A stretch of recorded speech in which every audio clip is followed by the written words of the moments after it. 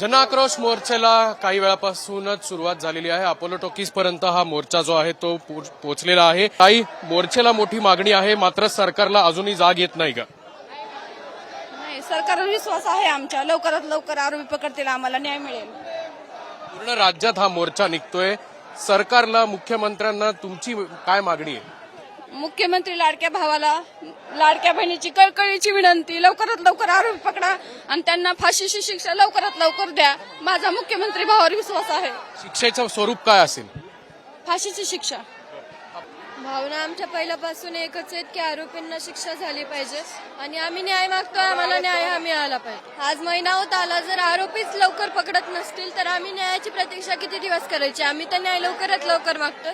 त्यासाठी प्रशासनाला एकच विनंती आहे की जे आरोपी आहेत आणि त्यांना मदत करणारे जे कोणी असतील त्यांना पण तुम्ही लवकरात लवकर अटक करा आणि आम्हाला न्याय मिळवून द्या।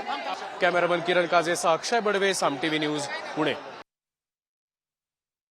तर आपण बघितलं, पुण्यात हा आक्रोश मोर्चा निघालेला आहे। तर सरपंच हत्या प्रकरणी आरोपींना लवकरात लवकर अटक करावी आणि कारवाई करावी ही मागणी सर्वपक्षीय नेत्यांकडून सुद्धा करण्यात आलेली आहे।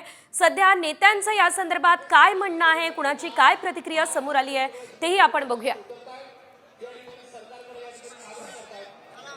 तो मुख्यमंत्र्यांचा प्रश्न आहे, दोषींना शिक्षा झाली पाहिजे एवढीच आमची मागणी।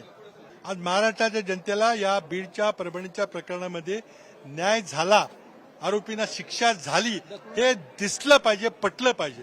ते होताना दिसत नाही। यापुढची एकच मागणी असणार आहे की उर्वरित आरोपींना शोधून या सगळ्या आरोपींविरुद्ध चार्जशीट अतिशय फुलप्रूफ फाईल झाली पाहिजे।